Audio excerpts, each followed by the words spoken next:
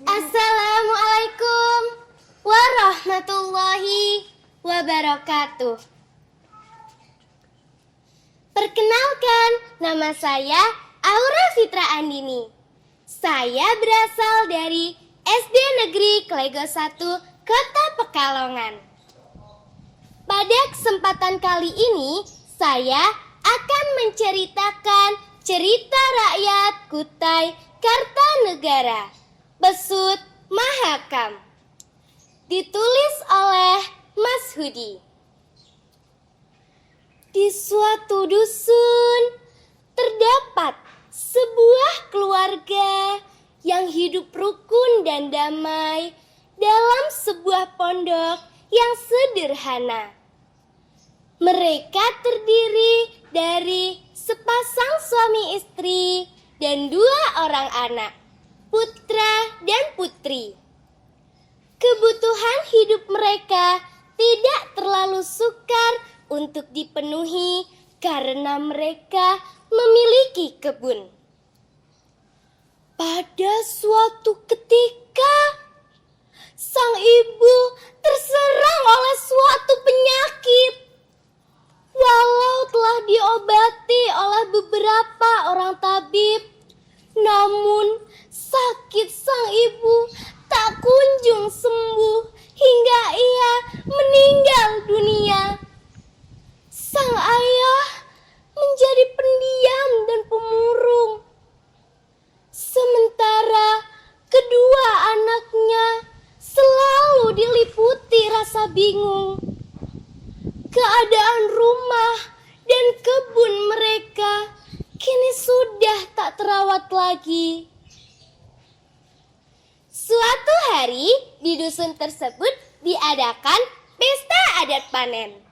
Dalam pertunjukan tersebut terdapat seorang gadis yang cantik dan mempesona.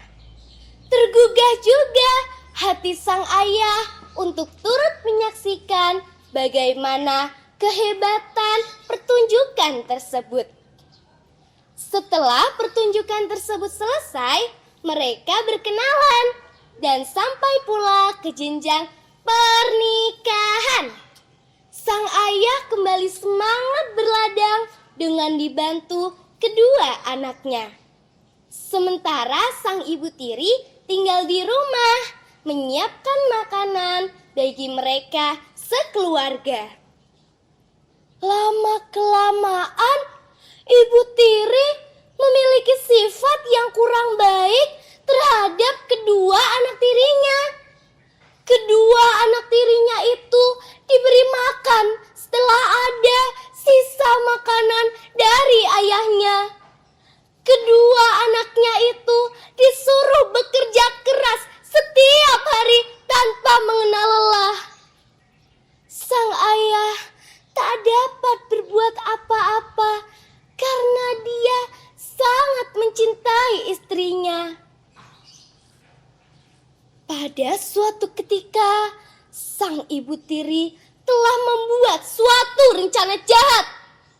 Ia menyuruh kedua anaknya untuk mencari kayu bakar di hutan.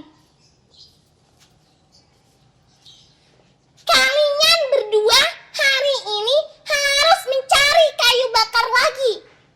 Jumlahnya harus 3 kali lebih banyak dari yang kalian peroleh kemarin. Dan ingat, jangan pulang sebelum kayunya banyak dikumpulkan. Mengerti? Tapi Bu, untuk apa kayu sebanyak itu? Kayu yang ada saja masih cukup banyak. Nanti kalau sudah hampir habis, barulah kita mencarinya lagi. Apa? Kalian sudah berani membantah ya? Akan kulaporkan ke ayahmu bahwa kalian pemalas. Ayo, berangkat sekarang juga. Setelah membawa beberapa perlengkapan, berangkatlah mereka menuju hutan. Hingga senja menjelang, kayu yang dikumpulkan belum mencukupi seperti apa yang diminta oleh ibu tirinya. Terpaksalah mereka harus bermalaman di hutan dalam bekas pondok seseorang agar dapat melanjutkan pekerjaan mereka esok harinya. Esok paginya, mereka mulai mengumpulkan kayu sebanyak-banyaknya. Menjelang tengah hari, rasa lapar tak tertahankan. Seorang kakek tua datang menghampiri mereka.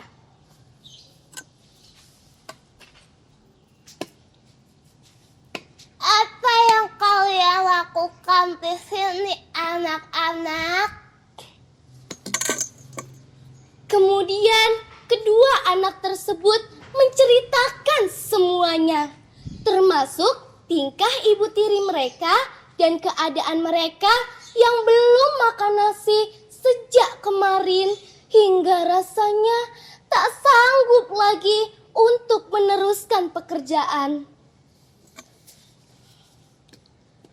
Kalau begitu, pergilah kalian ke arah sana. Di sana terdapat banyak pohon buah-buahan. Makanlah sepuas-puasnya.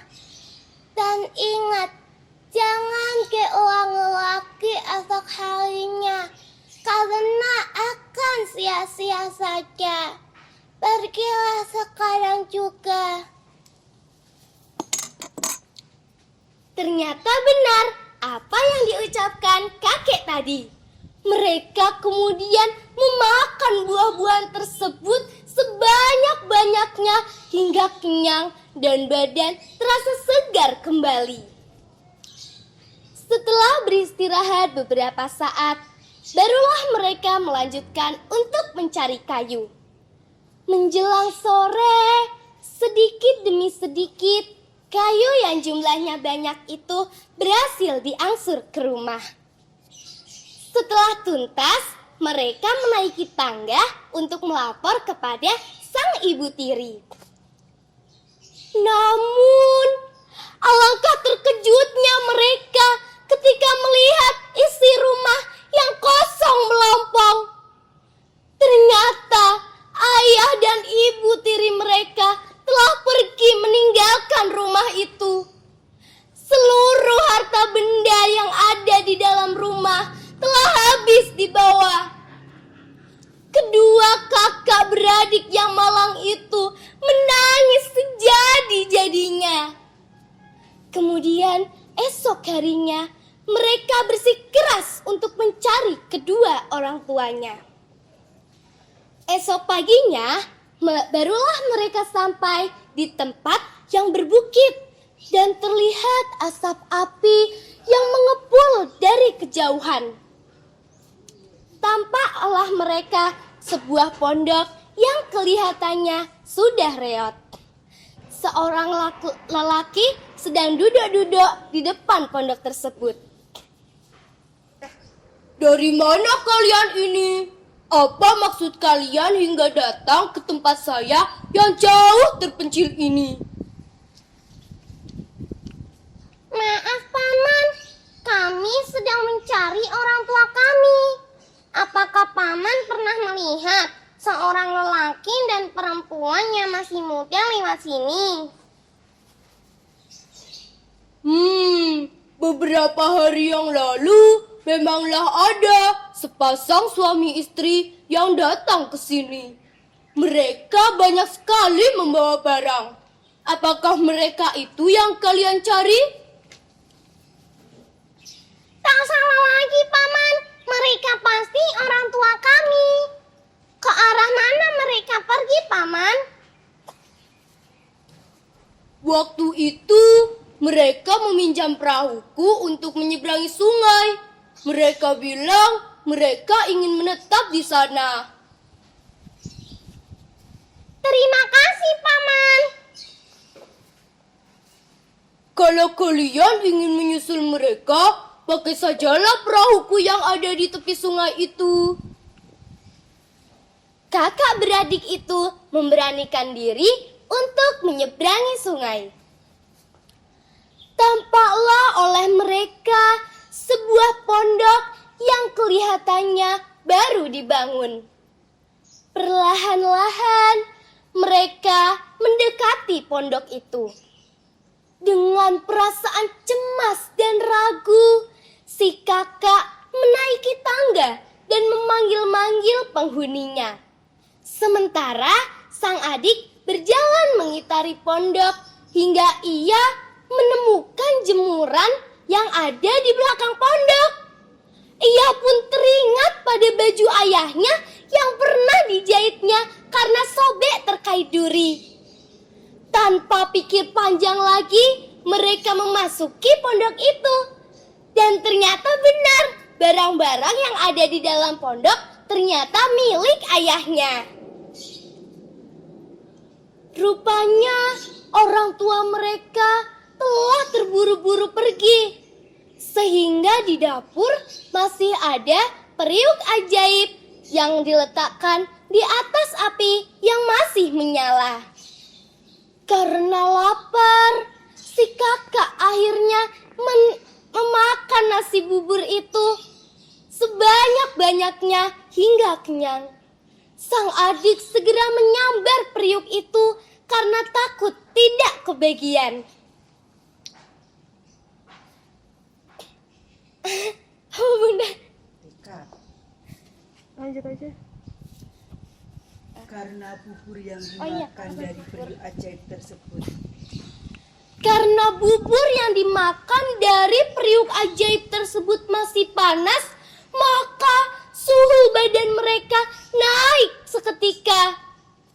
Dalam keadaan demikian, mereka berlari ke sana kemari hendak mencari sungai.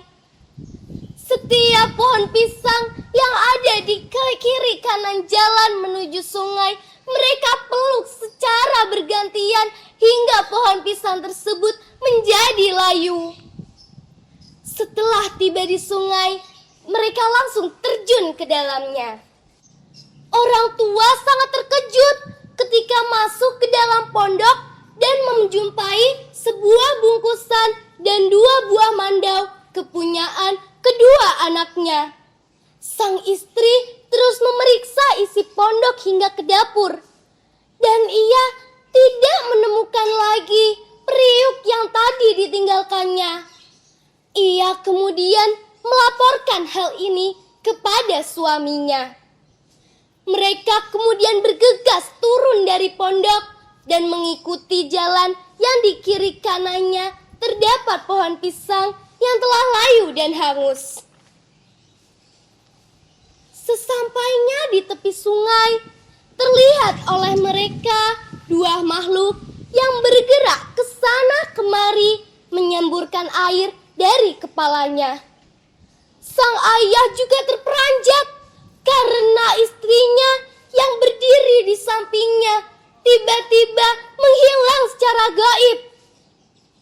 Kini sadarlah sang ayah bahwa istrinya bukan keturunan manusia biasa. Sang ayah menyesal karena telah menelantarkan kedua anaknya. Oleh masyarakat Kutai, ikan yang menyembur-nyemburkan air dari kepalanya disebut ikan pasut atau pesut. Sementara masyarakat kedalaman Mahakam menamainya ikan bawoy. Hikmah yang dapat kita ambil dari cerita tersebut adalah jangan menelantarkan anak, karena anak adalah titipan Allah yang harus dijaga. Demikian cerita yang dapat saya sampaikan, kurang lebihnya mohon maaf. Wassalamualaikum warahmatullahi wabarakatuh.